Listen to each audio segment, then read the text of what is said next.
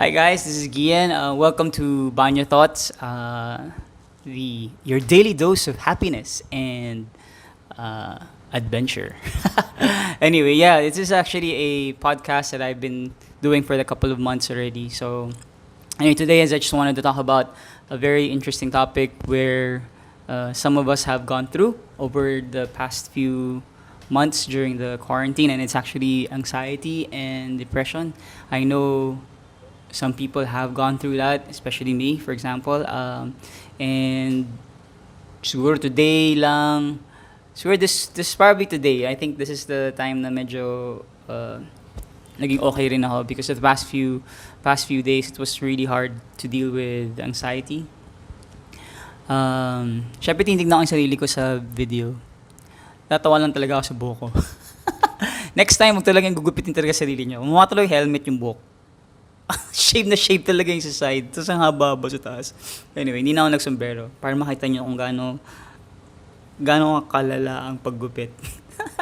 Anyway, so, I think that's, yung gupit na yan is actually one way of me dealing with anxiety. Anyway, so, the past few weeks, I've noticed that parang yung emotions mo na it's up and down. I don't know if you actually felt that kind of thing na you're you don't know what's gonna happen. You don't know everything is a bit unsure.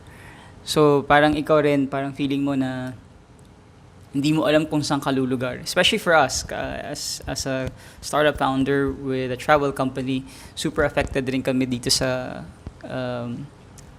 pandemic that's happening in our country. So we really don't. I mean, they don't know what's going to happen in the future. Even though they announced there's going to be a GCQ, or they're going to be announcing that there's going to be then they will open up leisure or travel for, even though it's limited for the Philippines, you're still scared because you're not really sure who has COVID-19 or who doesn't. If they're asymptomatic or what, no. Especially for us, we do travel that is actually surprise mystery adventure. So hindi mo yung alam kung sino yung kasama mo, baka may sakit. So there's a big, for me, there's a big responsibility. So technically, I am worried of how to operate within that environment. Sabihin na natin kahit nilagay natin ng measures, kahit nilagay natin yung health safety precautions and everything, you're still worried because at the back of your head, anyone could be a carrier, and you allowing people to meet each other, or even kahit na may social distancing or physical distancing, may potential pa rin na magkaroon ng mahawa ng sakit, or magkaroon ng madala mo yung sakit somewhere else, especially when you travel to other parts of the country. So yun ang mga thoughts na lumalabas sa utak ko for the past few months actually, na hindi ko alam kung paano ko gagalawin ng kumpanya, paano ko aalagaan yung mga tao, paano ko ensure na safe lahat or health, walang magkakasakit. So this led a lot on I guess anxiety and depression on my part. And siguro this week was the worst time of it all because para lang siyang, siguro dahil wala akong kausap, para lang siya nag-avalanche or sa akin. And then I broke down. I cried, I cried a lot, during this week for no reason at all. I think may reason naman because hindi ko alam kung paano ko i-confront all of this. So, ang kagandahan lang is that, we have this mentor in Idea Space. Her name is Miss Suzy Rojas. And timing, I think it's on May 26 that she messaged me on Messenger and Facebook, and I asked her if she's willing to take a call for just a few minutes, and she said yes. And then I think that having that 1 hour and a half dapat sandali lang, pero naging 1 hour and a half yung conversation, I really broke down. So we're mga good 15 minutes, wala akong ginawa kundi umiyak lang. Umiyak, tas hindi ko alam kasi kung ano yung gagawin. Hindi ko rin alam what's happening with me, what's happening in my head. Parang everything, the thoughts that I have are all negative. Like, some of them are about failure, about mistakes, about nothing that I've done really is valuable enough. Not being successful, lahat ng insecurities, siguro lumabas lahat dun sa conversation. And then she just listened, she kept quiet and just listened, and then she started asking questions. What exactly am I feeling? And I said, I feeling about kind of like something about, I feel lonely, no? Parang you're just carrying this whole thing in your head all alone, and you don't have anyone to share it with or to open up with and talk about it. Parang it's like a responsibility that you only have for yourself. And then she said one of the exercises one of the exercises she recommended me to do is I think she called it examine, but it's basically where you talk to God or to a higher being and then have a conversation is basically how your day went, the good things, the bad things, the things that you can improve, stuff like that. And then we delved into the whole idea that why you feel lonely, because then I realized because everything was not naman taken away na parang ninakawan ka ng lahat ng mga bagay na hindi mo na magagawa, but yung uncertainty na hindi ko alam anong gagawin with the industry that I'm in or the activities that I'm in, the things that I'm used to. And I realized that I'm actually a very physical, my love language is really physical touch. And I think having no one to hug or having to physical contact, like talk to, like face to face, affected me a lot. And in those things I realized over the past few weeks na these are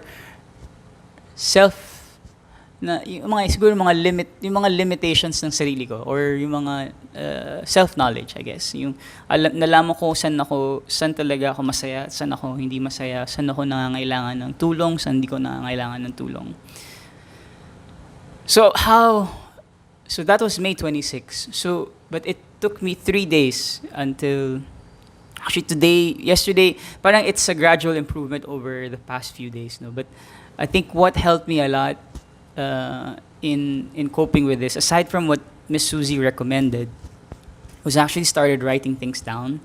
So I wrote down every night. I wrote down things that bother me.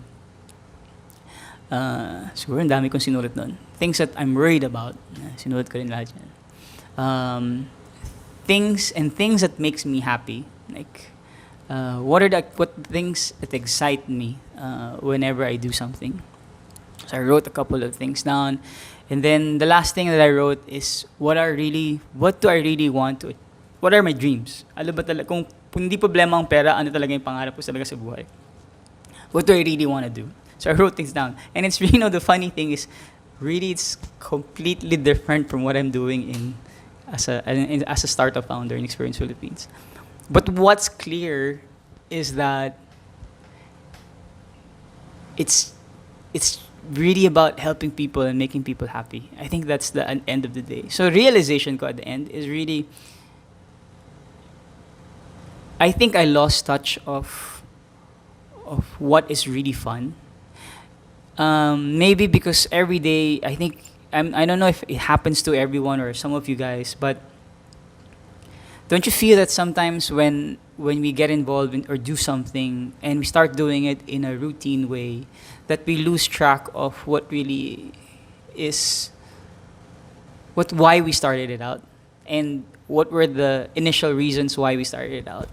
Na it suddenly becomes work, and the work suddenly becomes more burdensome or may nakakapagod, that the fun part is lost. And I think that shouldn't be the case. Because if you're really doing something that you really love, it shouldn't feel the hard work. Because hard work is given. For anyone to be successful in life, you have to put in the work. Sa mga conversations ko with one of my friends, si Leia, is that na-realize ko lang, how with the celebrities, the K-pop artists, no? How much, grabe pala yung training nila just to be able to reach that standard of success. that 8 hours, 9 hours, 10 hours of the day, non-stop dancing, singing, and even acting. No, constantly every day until they debut, and even after they debut, they keep on still doing that. And like for example, BTS, they're worldwide famous and celebrities, but took them how many years to be able to reach that uh, go. I mean, to reach that stage or to reach that part of their lives. No? And going back to even the other entrepreneurs and businessmen, how many hours do they dedicate? Then I started looking at myself and started thinking, oh, ano, how many hours ba do I dedicate in doing the things that I love and doing the things that I care for or doing the things that make me happy? Then doon siguro nag-fall into place. I mean, started writing it down, and then I started examining myself more, and I started really thinking of things that I should be grateful for. I think that's one. And then siguro another way of really that's the first thing, I started writing things down, and then having really weird conversations with myself and even with my dog of how I feel. But more importantly, having the second one is having conversations with people you feel comfortable talking about your anxiety and depression with. So in this case, Miss Susie, and she's very, very helpful to me during this past few days, because having someone listen lang helped a lot. And also there are other people who are my close friends who are also experiencing the same thing, except una lang ako nag-message sa kanila, so they decided not to talk about their own problems. But yun nga lang, na-realize ko na iba talaga pag may kasama ka, may sumusuporta talaga sa'yo na who are, even though you're physically distant from each other and you can only virtually talk, masarap pa rin pakiramdam na you have someone to discuss and talk these things with.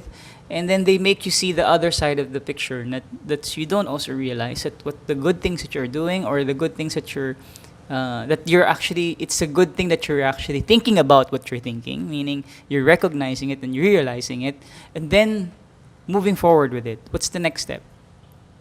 So ginawa, next step, which is really, I have a picture in my wall of really my quarantine daily schedule, which is really funny. It starts at 5:30 in the morning. They have to do these series of activities. And I think having that routine helps out as well, even though kahit hindi ko nagagawa. Ang naging major ko lang talaga, push sa sarili ko, or you can say, not push, but commitment ko sa sarili ko is kailangan ko magawa to and put the hard work in it and really dedicate the time and effort in it. If it's this time for this, I have to do that. If this is this time for this, then I have to do that. Just to be able to have a sense of stability, because nga, right now everything is uncertain. For us in the travel community, it's so uncertain. I'm scared really on how the business is going to be in the next few months, really. So, but ayoko na lang muna isipin. I mean, ayoko siyang hindi isipin in a negative way, but kailangan ko lang siguro ayusin muna yung stabilize muna yung mental thoughts ko, and then the activities that I need to do on a day-to-day basis before I can start accepting things that are really outside of my control. So yun. So first thing that I did is write things down. Second is having conversations with friends and people who will understand. Not everyone, not everyone. I don't really advise that you start posting it on social media that you're undergoing this, because you don't know everyone. And some people, in Filipinos pa naman, or some people, no matter how good intentions, how much good intentions they have, some of them really is really egotistical. I mean, let's be honest. Like, some of them are just looking into projecting their own,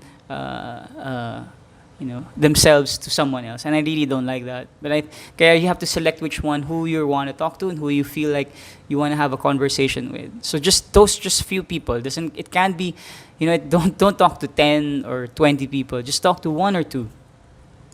And then the last thing that I realized is really, if there is such a thing as social distancing, I would say sock med distancing. You know, in the news nowadays, there's so much doom and gloom. Like yesterday, they announced that the COVID cases has increased to 16,000. Like everyone was just like panicking and stuff, like, oh, we're gonna go into GCQ this coming June 1, and then magkakaroon ng labas ganito yung cases, hindi naman nagfa-flatten yung curve.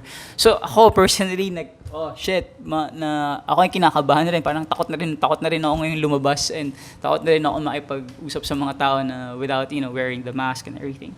And but if that is always the feed in my head, then mangyayari dyan sa akin is that I'll constantly be scared, constantly be afraid, and I'll be worried more and thinking about that instead of what are in my control.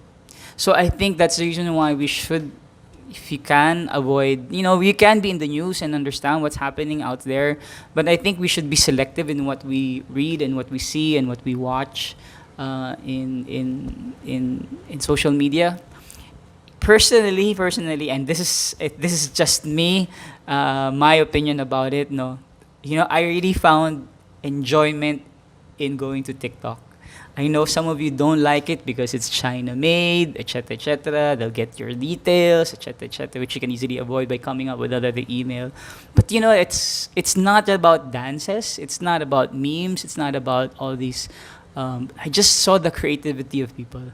Some of them are really good, and some of them I learned in 1 minute they can actually talk about techniques and taking good photos, or where you can find good animes to watch, or other streaming channels that are free aside from Netflix. That's simple stuff, or learning languages. I think that's the one of the things I enjoyed with TikTok, is that there are many people who are actually offering language tutorials for Korean, for Spanish, for Filipino, for French, and it's quite interesting because it's in a conversational way, like day-to-day activities that you just learn. So you just write it down and that's save it in your notebook, and that's it. And that's surprisingly what I found in TikTok, and not many people like it. But be honest, it's my source of happiness, you can say. And that's why I encourage people to go through it, even though they don't post anything, just by going through the feed there. And I think it's really a lot better than Instagram, to be honest. I mean, Instagram is such a parang stereotypical na kailangan maganda lahat. Doon sa TikTok, which is very more authentic and more realistic, in a sense, parang it's limited editing, so hindi talaga siya pwede i-edit lahat na ano. But maganda anyway. It's just a suggestion for you guys that you guys wanna check out and explore.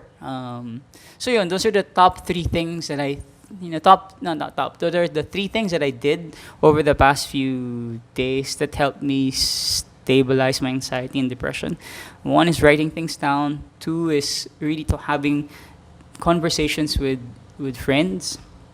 And then three, avoiding, watching what you're feeding your mind, and what you're feeding your head, and what you're seeing and listening or reading. No, be very selective of that. Focus on things that you can control, and focus on the things that makes you really happy.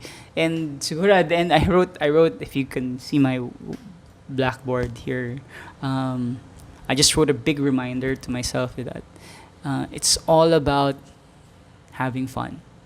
I think that's one thing that I personally have neglected, maybe, is really because everything I thought it's just like a work that you have to have a perfect. It's about being perfect, doing these things perfectly, and doing things kailangan ganito on time, kailangan ganyan. That I forgot that it's really having fun doing it, like really enjoying it. Now, if you find that that good mix where you are doing something that you love and having fun at the same time, I think you should continue doing that, because it makes more sense in the long run than focusing on something that you feel you have to put so much effort for, or so much effort in. uh, yun ang siguro realization ko during this past few days, that if I'm exerting too much effort that I don't like to do it anymore the following day, then it's not fun. So kailangan talaga na talagang willing talaga ako maghirap kasi masaya. And nag-enjoy ako. Some of the things that I've started doing that I'm really happy about is really the daily runs, na because bawal mag-gym and everything. So what I do is basically at 8 o'clock, at 7 in the evening, I basically fill my backpack with clothes, so it's kind of heavy. So I do a weighted run in our parking lot here, which no one is in naman. So, and then while carrying yung mga tents, parang may weights na rin. So that's and then may goal ako, like I have to achieve 10 of this, in 10 rounds of this. Then after 10 rounds, I have to do this and I have to do this. So in my mind, it's fun because pag na-accomplish mo siya, parang yay, at least yung maliit na bagay na yun is a success already for me, na nagawa ko siya. So that gives me a boost. Okay, tomorrow I'll do better and I'll do better and I'll do better. So that kind of stuff that I now, yung mga simpleng bagay lang na mga ganyan, that the successes and the fun things. So the hard work, the hard work and the fun in it. So yun ang inisip ko lagi yan. Hard work should be fun. Hard work, fun, when you're doing something fun, the hard work doesn't matter, but you have to put effort in it. You know? So yun lang. So this is actually, I hope this podcast helps you out. It's my sharing of my thoughts during the past few days of anxiety and depression. And I really, truly wish that, pray that you guys, if you're undergoing this thing in this phase of your life, you're not alone. There are a lot of people. I'm sure there are a lot of people who are there for you or supporting you behind. Hindi mo lang alam. But so if you have any chance, talk to them.